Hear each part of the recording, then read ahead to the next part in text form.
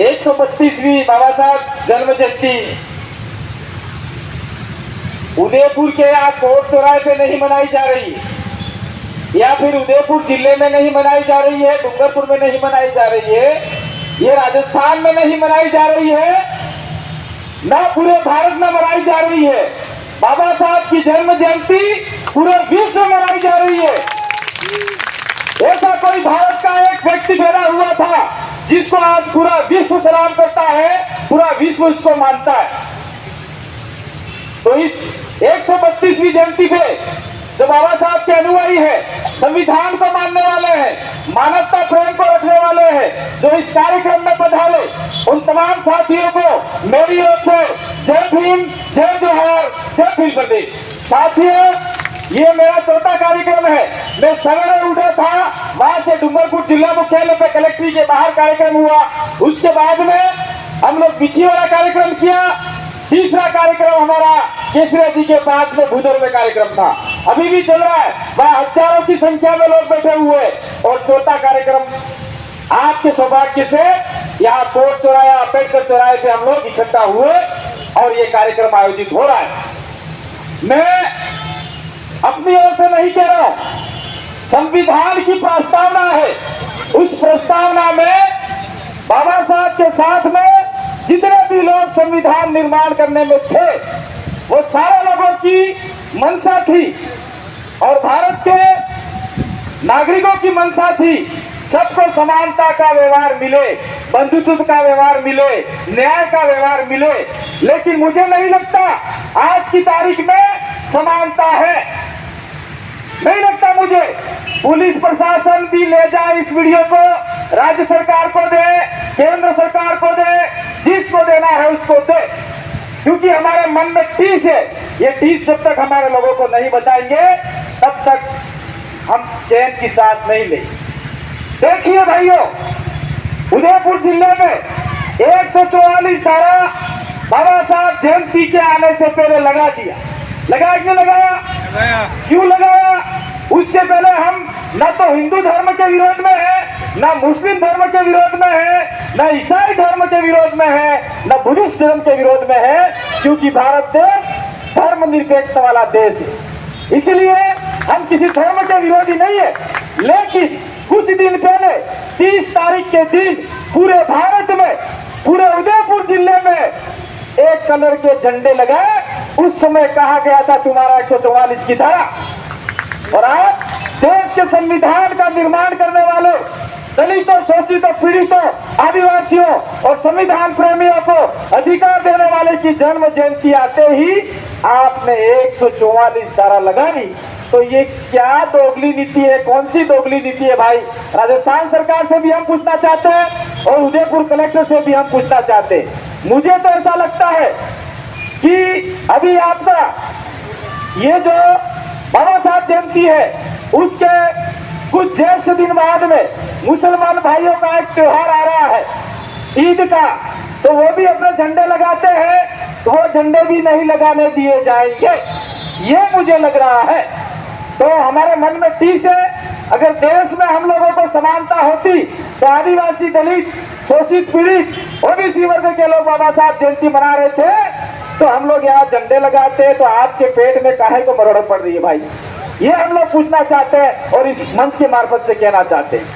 अगर आप लोग संविधान की बात मानते तो हमको भी बराबर का दर्जा देते और उनको भी बराबर का दर्जा देते। मैं इस बाबा साहब की जयंती पे आप लोगों को कहना चाहता हूँ, जिसके आपके सामने जितने भी महापुरुष के फोटो लगाए हैं, मैं आपको भी सवाल करना चाहता हूँ, आपको भी प्रश्नवाचक चिन्ह लगा के जाना चाह रहा हूँ। मेरे घर पे आके देखिए, मेरे घर में मेरे महापुरुष जो हमारे महापुरुष के हुए हैं और जो हमारे, मैं भील हूँ, आदिवासी हूँ, मेरी जो कुल देवी है, मेरी जो कुल देवी है, उसकी फोटो के अलावा कि कोई फोटो मेरे घर में नहीं मिलेगा। और मैं कहना चाह रहा हूँ आप लोगों को, आपके आज के दिन जय भीम के नारे लगा देंगे, बाबा साहब का गमछा पहन लेंगे, बाबा साहब का झंडा उठा लेंगे, और कल होते ही सवेरे जय श्री राम के आप लोग नारे लगाओगे, तो फिर काहे बाबा साहब की जयंती मना रहे हो भाई? क्यों मना रहे हो बाबा साहब की जयंती? आज की तारीख में 2023 का चुनाव आ रहा है, पूरे राजस्थान में बाबा साहब की जयंती को राज राजनीतिक रंग दे दिया गया है। डूंगरपुर के अंदर कांग्रेस की रैली निकाली, बाबा साहब का कोई झंडा नहीं, कोई फोटो नहीं, सारे कांग्रेस के झंडे लेके लोग युवा पे भटक रहे हैं। एमएलए आगे चल रहा है और कह रहे हैं कि हम बाबा साहब की जयंती मना रहे हैं, घंटा मना रहे हैं, क्या मना रहे हैं? वो उनका काम कर रहे हैं, तो लोगों को गुमराह कर रहे हैं। दूसरा, ये भी मैं उदयपुर की बात करना चाह रहा हूं, शायद कल की बात है, आज के उदयपुर जिले के अंदर बीजेपी के लोगों ने बाबा साहब की जयंती को आने वाली है तो बाबा साहब के स्टैच्यू को दूध से नहलाया। सुनिए आप लोग, दूध से बाबा साहब की मूर्ति को नहलाया, उसके बाद में न जाने पानी से नहलाया, गंगा जल से नहलाया, वो हमें नहीं पता।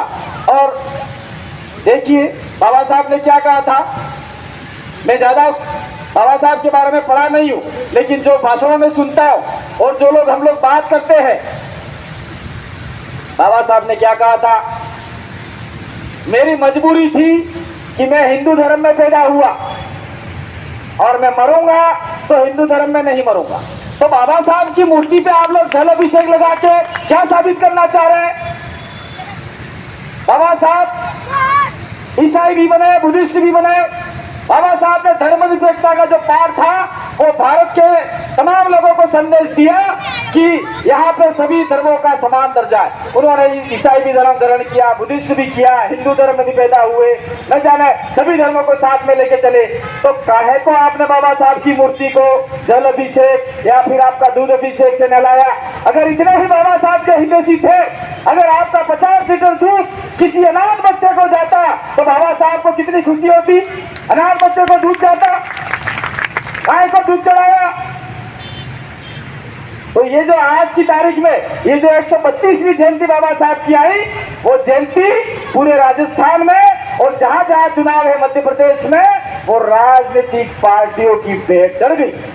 इसलिए मेरे भाइयों, हमें राजनीतिक पार्टियों की विचारधारा जिस जिसके भी हो, यहाँ पे बैठे हो, चाहे कांग्रेस को, चाहे बीजेपी को, चाहे किसी अन्य पार्टी को, बीटीपी के हो, चाहे आप पार्टी के हो, ऐसे महापुरुषों की जब जयंती आती है तो उस दिन विचारधारा घर के अंदर खोटी होगी, अलमारी होगी, उसके अंदर बंद करके आइए और बाबा साहब का जो संविधान का झंडा दिया है, जय भीम का झंडा दिया है, उसको लेके आगे बढ़ेंगे तो निश्चित रूप से हमारा समाज का और भारत के तमाम नागरिकों का फायदा हो सकता है। और मैं कहना चाह रहा हूं आप लोगों को, ये भुजर के अंदर कार्यक्रम हो रहा है अभी बाबा साहब की जयंती का, बहुत बड़ा कार्यक्रम है, बहुत बड़ा कार्यक्रम है। और वहां पे आपके वहां के सीआई ने कांग्रेस और बीजेपी के दबाव में आकर बोल दिया, कोई नारे नहीं लगाओगे, ये नहीं बोलोगे, वो नहीं बोलोगे, ये नहीं करोगे, वो नहीं करोगे। तो ये आज की तारीख में आर्टिकल 19 का है, आर्टिकल 19 कहता है हमको बोलने की आजादी है, हमको हमारे विचारधारा रखने की आजादी है, हमारी बात रखने की आजादी है। तो आज की तारीख में आप लोग रोक रहे, कल उठा के हम अगर कहीं किसी दिन आपके साथ सहयोग से कहीं चले गए ऊपर और अगर हम लोग किसी पोजीशन पे बैठ गए तो ऐसे लोगों को हम लोग चिन्हित कर रहे हैं और आने वाले समय में आपको भी बाड़मेर और जैसलमेर की रेत खिलाने के लिए हम लोग तैयार बैठे हुए भाई। इसलिए आप लोग सबको समानता के साथ में लेके चलिए, नाटक मत कीजिए। मैं आपके जो यहाँ पे आपका अधिकतम दलित लोग बैठा हुआ है, आदिवासी लोग भी बैठा हुआ है, तो मैं कहना चाह रहा हूँ, मैं हर भाषण में कहता आया हूँ, अभी देख लीजिए आप लोग, राजपूत समाज की मीटिंग हुई नहीं हुई उदयपुर के आपका जयपुर के अंदर, उसमें कांग्रेस के लोगों को बुलाया, बीजेपी के लोगों को बुलाया और फिर ईएसडब्ल्यू गैर संवैधानिक तरीके से केंद्र सरकार ने लागू किया। चाहे आप लोग 10 दो, 15 दो, 20 दो, हमें कोई आपत्ति नहीं, तुम्हारी मर्जी जिसका देना हो तो, संविधान का उल्लंघन करके दे दिया। और फिर वहां पे मीटिंग हुई, मीटिंग में राजपूत भाइयों ने फैसला लिया, जो भी बीजेपी के कांग्रेस के जो राजपूत भाई एमएलए एमपी थे, उन्होंने कहा कि हम ऐसा कोई काम नहीं करेंगे जो राजपूत समाज का अहित हो, ऐसा वहां पे उन्होंने फैसला लिया। फिर उन्होंने कहा कि अब की बार 2023 में राजपूत समाज का मुख्यमंत्री होना चाहिए। तो वसुंधरा राजे कौन से समाज की थी, उससे पहले हो गई वो भाई। ये भी हमको सोचने वाली बात है। मैं ये बात यहाँ कहना नहीं चाहता था, लेकिन यहाँ आज हमको बोलने का अधिकार बाबा साहब ने दिया। उसके कुछ दिन बाद में देख लीजिए आप लोग, जाट समाज इकट्ठा हुआ राजस्थान का, वो जो भी कांग्रेस बीजेपी के सारे लोग बुलाए, जो मतलब एमएलए एमपी है उनको बुलाया। फिर उन्होंने वहां पे फैसला लिया कि हम कोई भी जाट समाज के विरोध में हो ऐसा काम नहीं करेंगे और आने वाले 2023 के चुनावों में अधिकतम जाट समाज के लोग जिताए और अब की बार राजस्थान का मुख्यमंत्री जाट होना चाहिए। वो फैसला उन्होंने लिया। भाई हम तो स्वागत करते, कोई आपत्ति नहीं है हमें, क्योंकि यहाँ पे देश में सबको बोलने की आजादी है, अपनी बात रखने की आजादी है। उसके 2 दिन बाद 3 दिन बाद देखिए आप लोग, 2-3 दिन बाद आपका ब्राह्मण समाज पूरे राजस्थान का इकट्ठा हुआ और उन्होंने दबाव बनाया मुख्यमंत्री तो ब्राह्मण ही बनेगा। भाई बना लो, राजपूत बना लो, जाट बना लो, ब्राह्मण बना लो, कोई आपत्ति नहीं है, जो बनाओ बनाओ। और फिर देखिए बीजेपी दबाव में आ गई और सतीश पुनिया को हटा के आपके सीपी जोशी को प्रदेश अध्यक्ष बना दिया। वो है ब्राह्मण समाज की एकता। मैं यहाँ पे उदाहरण दे रहा हूँ, वो ब्राह्मण समाज की एकता है। और उसके कुछ दिन बाद में जयपुर के अंदर ST/SC का 2 अप्रैल को महासम्मेलन हुआ। उस महासम्मेलन में वो जिनका पहले हो गया, बड़े बड़े अखबारों में, टीवी में आ गया, और हमारा जैसे 2 अप्रैल को हुआ और वहां पे मंथन होने के बाद में बात हुई कि भाई अब की बार राजस्थान का मुख्यमंत्री आदिवासी या दलित होना चाहिए। तो आज की तारीख में उसको अखबार में छोटे से शब्दों में छाप दिया।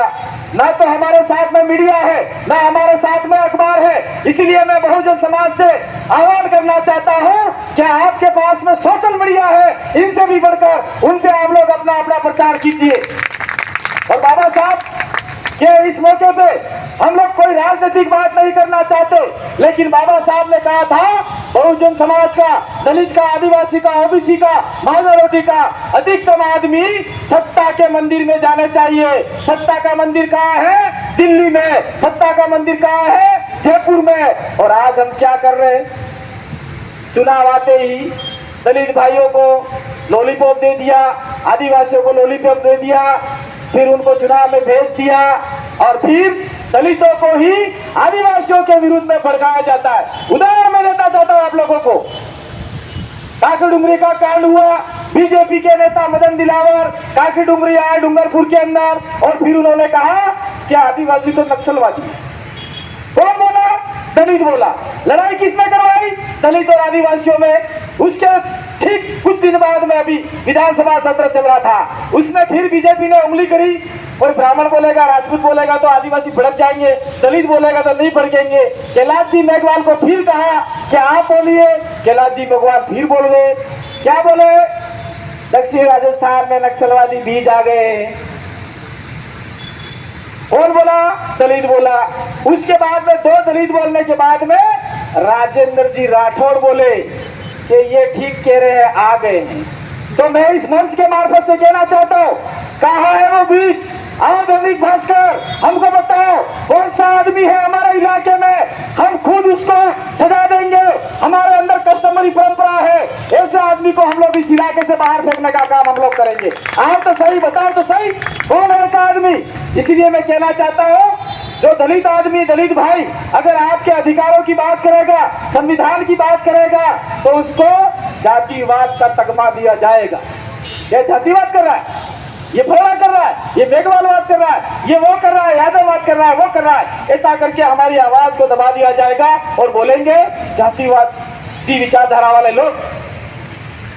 उसके बाद में आपका मुसलमान है इस इलाके में, मुसलमान को क्या कह दिया जाता है कि आप विदेश से आए हो, बाहरी हो, ये हो वो हो। और मुसलमान अपने अधिकारों की बात करेगा।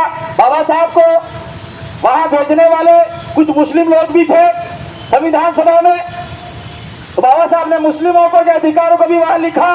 तो आज की तारीख में मुसलमान भाई इसके अधिकार की बात करेगा तो उसको कह देंगे ये आतंकवादी है, ये देशद्रोही है, जेल में डालो, दलितों को जेल में डालो, आदिवासियों को नक्सलवाद के नाम से डालो, दलितों को जातिवाद के नाम से डालो। अब बचा कुचा एक ही समाज है पूरे भारत में। कौन सा समाज है?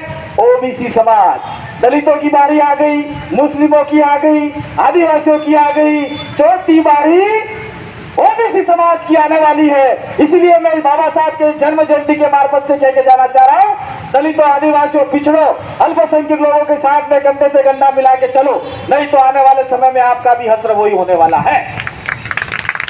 मेरे साथियों, मेरे भाइयों, मैं इस जयंती के उपलक्ष्य से कहना चाहता हूँ, बंधुत्व, न्यायता, कहाँ है न्याय, कहाँ है समानता? अभी आपका ये बड़गांव के अंदर एक राजपूत समाज के, कोई राजपूत समाज ही था, उसको शेर खा गया जप्ता सिरा जप्ती में, और फिर वहां पे उसको 20 से 22 लाख रुपए सरकार की ओर से दिए। एक नहीं दिया, आपने अखबार में पढ़ा, हमने भी अखबार में पढ़ा। और ये पूजा भील जिसका रेप हुआ, बलात्कार हुआ, उसके 10 टुकड़े कर दिए, और मात्र कलेक्टर ने इसी फ्री कर ली।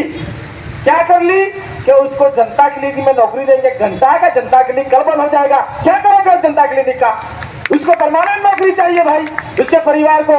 उसके बाद में कहा कि 4.5 लाख रुपए हम दे रहे हैं। एक दलित की, आदिवासी बेटी की इज्जत लूटी जाती है, उसके 10 टुकड़े के रहते हैं, उसकी कीमत मात्र और मात्र 4,20,000। और एक भाई, अभी आपके मुस्लिम भाई और जो दर्जी भाई के अंदर कोई लड़ाई हुई तेली समाज के बीच में, यहाँ पे उसको 50 लाख रुपए सरकार ने दिया और अन्य और समाजों ने दिया। तो इस दलित की बेटी ने कौन सा गुनाह किया? क्या ये भारत देश की नागरिक नहीं है? क्या ये संविधान को नहीं मानने वाले थे? या बाहर से आए थे, पाकिस्तान से आए थे, अफगानिस्तान से आए थे, चीन से आए थे, कहां से आए थे? सरकार बताए।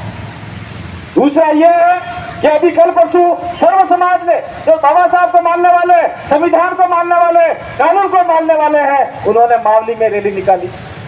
मावली में रैली निकालने के बाद में पुलिस वालों ने उनके ऊपर लाठीचार्ज किया। जब निर्भया कांड हुआ, पूरा देश सड़कों पर उतर रहा था, सारे रोड जाम कर दिए थे। उस समय आपकी लाठी को कौन सा जंग लग गया था? मैं इस यहाँ मंच के मार्फत से पूछना चाहता हूँ, कौन था वो अधिकारी लाठीचार्ज का आदेश देने वाला? कौन थे वो लोग लाठीचार्ज करने वाले?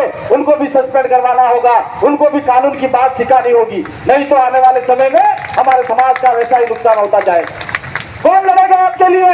बाबा साहब ने आपको संविधान की किताब दिया, संविधान की किताब दुकान से खरीद के लाने के लिए आपके पास पैसे नहीं है। दारू पीने के पैसे, अयाशी करने के पैसे, वो तो छोड़ दीजिए, वो तो हम लोग करते हैं। लेकिन आप लोग मेले में गए, महाभारत लेके आ गए, मेले में गए, रामायण लेके आ गए, गीता लेके आ गए, और वेद पुराण लेके आ गए। वेद में लिखा क्या है ये तो पढ़ो सही।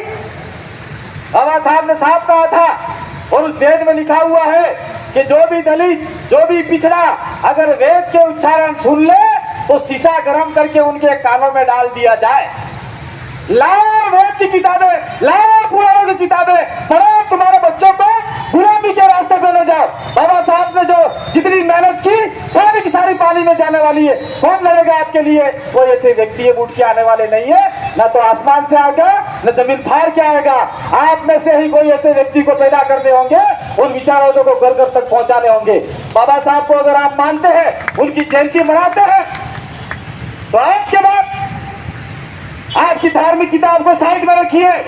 धार्मिक किताब आपको जाति प्रमाण पत्र नहीं दिलाती, धार्मिक किताब आपको सरकारी नौकरी नहीं दिलाती, धार्मिक किताब आपको विधानसभा, आपको लोकसभा नहीं भेजती। अगर संविधान की किताब है तो आपको सारे अधिकार दिलाएगी, संविधान की किताब है तो आपको जाति प्रमाण पत्र दिलाएगा, संविधान की किताब है तो आपको लोकसभा और विधानसभा में भेजने का काम करेगा। तो आपको तय करना है कौन सी किताब रखनी है, कौन से महापुरुष रखने हैं। रखिए आप लोग जो शीशा पिघला के आपके कानों में डाला गया, आपके महापुरुषों को प्रताड़ित किया गया, उनको रखना चाहते हैं या इनको रखना चाहते हैं? मैं तो आज के बाद, मेरे तो घर में है फोटो ये सारे, मैं उनको ही पूजता हूँ, मैं उनको ही नमन करके निकलता हूँ। मैं कहता हूँ कुदरत से, हे कुदरत, हे पुरखों, अगर मैं कहीं रास्ते में जा रहा हूँ तो मेरी रक्षा करना और मुझे सही सलामत घर पे भेजना, ताकि आने वाले समय में मैं मेरे दलित समाज के लिए, आदिवासी समाज के लिए, शोषित, पीड़ित, वंचित और संविधान को मानने वाले लोगों की रक्षा में लोग कर पाऊँ, उनकी बात को आगे बढ़ा पाऊँ। ये बात हम करके निकलते हैं और कुदरत और हमारे पुरखों का आशीर्वाद हमारे साथ में रहता है। और मान लीजिए अगर वो सिस्टम है, वो सिस्टम आपका नहीं है, जो नट बोल्ट और किसी बोल्ट में फिट नहीं होता है, आप लोग जबरदस्ती वो बोल्ट आपके नट पे फिट करने जाओगे तो आपका माथा बंद बना जाएगा। मैं इसी मौके पे कहना चाहता हूँ, आप लोग ये जो धर्म के मामले आते हैं, अभी आपके कोई साधु आया था उदयपुर के अंदर, वो बागेश्वर जी महाराज आए थे जो टीवी पे आते हैं और वो आंकड़े बताते हैं, और उन्होंने क्या बोला यहाँ पे आके, जो भी सुनने गए होंगे उसमें, मेवाड़ के पागलों सबको राम राम। मेरा मेवाड़ के पागलों, आप लोग मेवाड़ के पागल लोग हो क्या? मुकदमा भी हुआ उनके ऊपर। लेकिन सबसे बड़ी बात यह है कि पागल बोलना कितनी मूर्खता है। कौन सा साधु हुए वो लोग यार? हमारे लोगों को मूर्ख बनाया जाता है, पागल बनाया जाता है, और फिर भी हम लोग उसके नाम से ताली बजाते हैं। उदयपुर की एक लड़की है जो शायद बाहर रहती है, सुहानी शाह। बागेश्वर जी से ज्यादा सुहानी शाह के वीडियो देखो, आपको समझ में आ जाएगा पाखंडवाद क्या है, वैज्ञानिकता क्या है, तार्किकता क्या है, सत्यता क्या है, वो बात आपको समझ में आ जाएगी। उस महाराज पंडित से ज्यादा तो सुहानी शाह ऊपर की लड़की है भाई। उसको फॉलो करो आप लोग, उसको आगे बढ़ाओ, लेकिन पूजना नहीं है किसी को। बाबा साहब ने साफ कहा था, और आज की तारीख में हम भी कहीं न कहीं गलती कर रहे हैं। बाबा साहब को कोई भगवान बना रहा है, बाबा साहब को कोई क्या बना रहा है। ऐसे महात्मा पुरुष जो इस धरती के बार बार पैदा नहीं होंगे। और मैं बहुजन समाज, दलित समाज, आदिवासी समाज, ओबीसी और जो भी संविधान के प्रेमी है, उनसे कहना चाहता हूं कि देश भर के अंदर आप देख लीजिए, हम किसी दूसरे की बात नहीं करेंगे। किसी की मूर्ति टूटती है, टूटती नहीं, पहली बात। किसी की मूर्ति टूटती नहीं। बाबा साहब की मूर्ति का कहीं हाथ तोड़ दिया, कहीं पैर तोड़ दिया, कोई बोलता नहीं है। ना तो केंद्र सरकार वाले बोल रहे हैं, ना आपके राज्य सरकार वाले बोल रहे हैं, ना जिला प्रशासन बोल रहा है, ना 3 छोर में बेटा थानेदार बोल रहा है, ना आपका फील्ड अधिकारी बोल रहा है, ना पार्टी के पदाधिकारी बोल रहे हैं। कुछ लोग बाबा साहब को मानने वाले हैं, वो ही आवाज उठाते हैं। तो क्या ये देश भर में मूर्तियां तोड़ी जा रही है? बाबा साहब की तोड़ी जा रही है, बिरसा मुंडा जी की तोड़ी जा रही है, ये सारी मूर्तियां अधिकतम तोड़ी जा रही है। कोई बोल क्यों नहीं रहा? समझ से परे हम लोग भी मानवता प्रेमी है, संविधान प्रेमी। हम भी किसी के साथ में शोषण अत्याचार होता है, हमारे यहाँ पे कलेजा फटता है। चाहे वो ब्राह्मण समाज का हो, चाहे राजपूत समाज का हो, चाहे आपका जैन समाज का हो, चाहे मुस्लिम समाज का हो। कौन सा आदिवासी, कौन सा दलित उनके साथ में खड़ा नहीं हुआ? अधिकतम हमारे लोग ही खड़े होते हैं। और देख लीजिए आप लोग, और हमारे साथ में कुछ होता है कि किसका हुआ, ये तो बिलों का हुआ, मरने दो सालों को, ऐसा करके कोई आता नहीं है। किसका हुआ, दलितों का हुआ, मरने दो, नहीं आते हमारे साथ में। वो लोग ऐसी थिंकिंग रखते हैं, लेकिन बाबा साहब के नक्शे कदम पर चलने वाले, और हम लोग आदिवासी लोग हैं। महात्मा गांधी ने भी आदिवासियों से सीखा था सत्य और अहिंसा का मार्ग अपनाना चाहिए। आदिवासियों ने पूरे देश में किसी के ऊपर शोषण अत्याचार नहीं किया, नहीं किसी के ऊपर आक्रमण किया, और दलितों ने भी नहीं किया। ये दो ही ऐसी कौम है जो सबके साथ, सबको साथ में लेके चल रही है। लेकिन आज की तारीख में उल्टा हो रहा है। आज दो ही कौम को मारा जा रहा है, दो ही कौम के अधिकारों को छीना जा रहा है। लेकिन हमारे आपके वोट से भेजे हुए दिल्ली में लोग, आपसे वोट से भेजे हुए जयपुर में लोग कतई आपके बारे में नहीं बोलते। मेघवाल जी को देख लीजिए, वो हमारा मेघवाल मारा गया, इंद्र मेघवाल। ये भील लड़की मारी गई, ऐसे ऐसे बहुत सारे लोग मारे गए, घोड़ी से उतारे गए। इवन यहाँ के कोई पुलिस भाई बैठे हुए, कोई पुलिस में था, कोई फौज में था, शादी करने के लिए आया था, उसको भी घोड़ी से उतारा गया। उन्होंने पुलिस प्रोटेस्ट लेके आपका विद्रोह निकाला। तो तब हमारे दलित के जो MP भेजे हुए हैं, या फिर आपके MLA भेजे हुए, वो हमारे बारे में क्यों नहीं बोलते? ये आज इस जयंती के ऊपर प्रश्नवाचक चिन्ह आपके ऊपर छोड़ के जा रहे। आप लोगों को समझना है, क्या उनको बुलवाना है या गुलामी की जंजीरों में ही रखना है? अगर वो आदमी गुलाम रहेगा तो हमारा समाज गुलामी की ओर जाएगा। इसलिए बाबा साहब ने कहा था, गुलामी की जंजीर तोड़िए और आप लोग संविधान को लेकर आगे बढ़िए। इसलिए हम लोग आज इस मौके पे कहना चाहते हैं कि जो हमारा समाज का गुलाम नेता है, उसको आप लोग आउट करो। आने वाले समय में अगर समाज की भावी पीढ़ी को बचाना चाहते हो, तो अगर जो समाज के बीच में से समाज की बात करने वाला राजपूत समाज, ब्राह्मण समाज, जाट समाज के नेता उनके समाज के विरोध में काम नहीं करते, फिर ठीक उसी प्रकार से 2023 में ऐसा नेता को आप लोग चुनिए दलितों में से कि जो दलितों के विरोध में कभी नहीं जाएगा और दलितों की आवाज विधानसभा और लोकसभा में उठाए। ऐसे व्यक्ति को आप लोग भेजेंगे तो निश्चित रूप से हमारे समाज का उद्धार हो सकता है। और हमने तो ठान लिया है, ये जो आपका आदिवासी इलाका है ये उदयपुर खाली शहर अनुसूचित क्षेत्र से बाहर है, बाकी का सारा थोड़ा आगे निकलते ही 5वीं अनुसूची का इलाका लगता है। उसमें हमने सोच लिया है 17 सीटें आदिवासियों की रिजर्व है। तो मैं दलित भाइयों से, ओबीसी भाइयों से, संविधान प्रेमियों से कहना चाहता हूं कि आपने बारी बारी से उन लोगों को वोट दिया।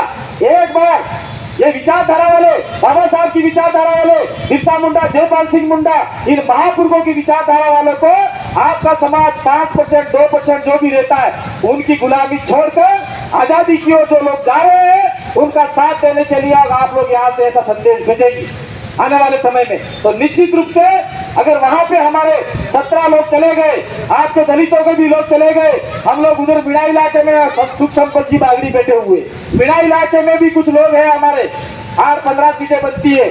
उस दिन अगर मान लीजिए जीत के जाते हैं, कांग्रेस वाले दौड़ते हुए अगर अपना अलायंस रहा, अपन एक मुट्ठी में रहे, ताकत में रहे, तो कांग्रेस वाले बोलेंगे हमको समर्थन दो, बीजेपी वाले बोलेंगे हमको समर्थन दो, हम देने के लिए तैयार है। लेकिन शर्त इतनी होनी चाहिए कि दलितों के साथ में शोषण, अत्याचार, पीड़ित जो भी हो रहा है वो नहीं होना चाहिए। दलितों का जो मूल अधिकार है बाबा साहब ने संविधान में लिखा है वो इम्प्लीमेंट कराना चाहिए। इसके बाद में आदिवासियों की जल जंगल जमीन की जो लड़ाई है उसको पूर्ण रूप से लागू करवानी होगी। और जो हमारा इलाका आप उदयपुर देख रहे हैं, उदयपुर की स्थापना आज से कुछ समय पहले उदय खराड़ी ने किया था, न कि उदय सिंह ने किया था, फिर उदय खराड़ी ने किया था। हमारे पास एविडेंस है, पिछोला तालाब है, वहां पे पछोला गांव नाम था और वहां पे खराड़ी गणेश गोत्र के लोग रहते थे और पछोला तालाब बनने के बाद में वो विस्थापित होकर बाहर चले गए। मेरे भाइयों, मैं कहना चाह रहा हूँ ये 5वीं अनुसूची इलाके में नगर पालिका, नगर निगम और यूटीआई अवैध है।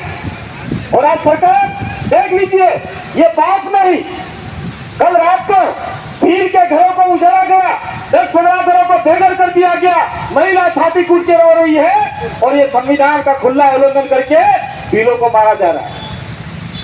इसका मतलब यह नहीं है क्या इसमें दलित बच जाएगा, इसका मतलब यह नहीं है कि इसमें ओबीसी बच जाएगा, इसका मतलब यह नहीं है ब्राह्मण बच जाएगा, राजपूत बच जाएगा, मुस्लिम बच जाएगा। आने वाले समय में सरकार किसी की नहीं है, सरकार अपनी मनमर्जी चलाती है, वो आने वाले समय में सबको विस्थापित करेगी। ये मात्र और मात्र ये जो 5वीं अनुसूची की लड़ाई है वो आदिवासियों की, दलितों की लड़ाई नहीं है, इस एरिया में रहने वाले तमाम लोगों की लड़ाई है। अगर हम लोग साथ में रह के चलेंगे तो निश्चित रूप से हमारे इलाके के जितने भी हमें प्रोविजन दे रखे संविधान में, प्रिविलेज दे रखे, वो इम्प्लीमेंट कराने का हम लोग आगे काम करेंगे। साथियों, मैं एक बात और कहकर जाना चाह रहा हूँ, ये उदयपुर जिला है वो भील प्रदेश से बाहर नहीं, भील प्रदेश से बाहर नहीं है। भील प्रदेश का नक्शा न तो मैंने बनाया, न मेरे बाप ने बनाया, न आपने बनाया, न किसी और ने बनाया। भील प्रदेश का नक्शा 1800 से लेकर आज तक चला आ रहा है और अंग्रेजों के दस्तावेज में भील कंट्री के नाम से था। आज भारत आजाद हो गया, भारत आजाद हो गया, हम भारत देश का सम्मान करते हैं, भारत की एकता अखंडता में विश्वास रखते हैं, संविधान में विश्वास रखते हैं। जिस प्रकार से भारत देश के अंदर जितने भी राज्य बने छोटे छोटे, ठीक उसी प्रकार से भील प्रदेश बनता है तो ब्राह्मणों को भी आरक्षण मिल सकता है, राजपूतों को भी मिल सकता है, दलित और आदिवासी तो किंग मेकर रहेंगे ही रहेंगे, लेकिन आप लोगों को बहुत बड़ा अधिकार मिल सकता है। हम चाहते हैं आप लोग हमारे साथ में आइए, आप में से कोई मुख्यमंत्री बन सकता है, राज्यपाल बन सकता है। काय को जयपुर जाना, मध्य प्रदेश के इलाके में हमारे साथ में लाखों की संख्या में कारवा जुड़ा हुआ है, गुजरात के अधिकतम संख्या में लाखों में जुड़ा हुआ है और इस इलाके को लेके जो हमारे पुरखों का सपना था उसको हम लोग ये लड़ाई लड़ रहे हैं। ये लड़ाई मात्र राज्य की नहीं है, भील कोई जाति नहीं है। आपके कुसुम मेघवाल की किताब को पढ़ लीजिए, उसमें लिखा है मार्शल कौन, लड़ाकू कौन, लड़ाई लड़ने वाले, सैनिक, योद्धा, यही उसका अर्थ बताया गया है। भील कोई जाति नहीं है और भील प्रदेश बनने से ये जातिवाद का तगमा नहीं होता। इसलिए मेरे भाइयों, हम जो लड़ाई लड़ रहे हैं उस लड़ाई में साथ दीजिए और ये बाकी की लड़ाई देख लीजिए। हम बाबा साहब को मानने वाले हैं, जितने भी महापुरुष बैठे उनको मानने वाले हैं। बाबा साहब ने संविधान लिखा है और कानून सम्मत जो भी हमारे प्रोटेस्ट होंगे, जो भी आंदोलन होगा, पुलिस भाइयों से नहीं भिड़ना है, प्रशासन से नहीं भिड़ना है। अगर उस दिन मैं यहाँ पे नहीं आता कलेक्ट्री के ऊपर, तो उस दिन आपके जो भी साथी थे लाठी चार्ज होने की पूरी गारंटी थी, गारंटी ले ली थी अंदर लाठीचार्ज करने के लिए। मावली से पहले उदयपुर के इस जिला मुख्यालय पे लाठीचार्ज हो जाती, लेकिन जैसे ही हम लोग 1 बजे आए, 1 बजे आने के बाद में व्यवस्थित तरीके से, लोकतांत्रिक तरीके से, संवैधानिक तरीके से अनुशासित रूप में बिठाया और अंदर गए तो एसपी साहब ने भी कहा गजब का अनुशासन है आपका, सैल्यूट करते, ऐसा बोला उन्होंने। तो देखो इनसे भिड़ना नहीं है, इनके ऊपर भी इनके अधिकारी का डंडा है, उनके ऊपर भी उनके अधिकारी का डंडा है, फिर उनके ऊपर जयपुर के कमिश्नर का डंडा है, फिर कमिश्नर के ऊपर भी नेताओं का डंडा है। तो पावर किसके पास है? नेताओं के पास। तो बाबा साहब ने क्या बोला था?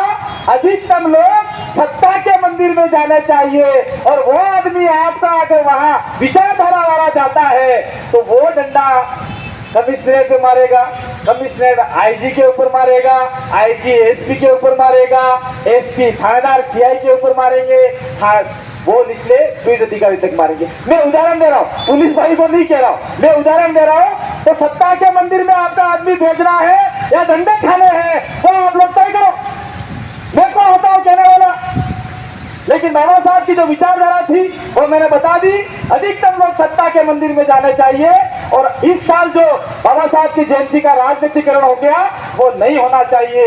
इसी आशा विश्वास के साथ में आपने हमको सुना और बाबा साहब की जयंती पे हमको बुलाया, मान सम्मान दिया, पगड़ी से नवाजा गया, फूल मालों से नवाजा गया।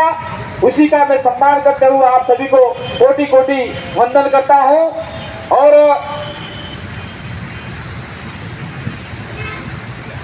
ये मैंने बोल दिया भाई, एक चिट्ठी आई है, बीजेपी ने बाबा साहब का दूध अभिषेक किया भगवान बनाने के बाद। आज हम बाबा साहब को जब से धोकर पुनः महापुरुष बनाएंगे, फिर माल्यार्पण करेंगे। तो भाई आपकी कमेटी का एक आदेश आया है, बाबा साहब की मूर्ति पे दूध अभिषेक किया, तो आप लोग नल का पानी ले आइए, उसके ऊपर छिड़किए, धुलाई कीजिए, उसके बाद में माल्यार्पण कीजिए, ये आपकी कमेटी का है। लेकिन अनुशासन के रूप में करना है, ना किसी पुलिस से भिड़ना है, ना किसी अधिकारी से भिड़ना है। उनसे टेबल वार्ता करनी है तो अपन सब कर सकते हैं। दूसरी बात मैं कहना चाह रहा हूँ, आज की तारीख में इस बाबा साहब की जयंती के ऊपर कह के जाना चाह रहा हूँ।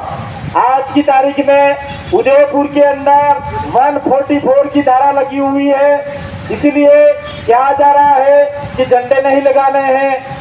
तो ये हमारे जो संविधान निर्माता सदस्य थे, ड्राफ्टिंग कमेटी के अध्यक्ष थे, उनके सामने संविधान का झंडा लगाने के लिए एक पोल रोका गया है।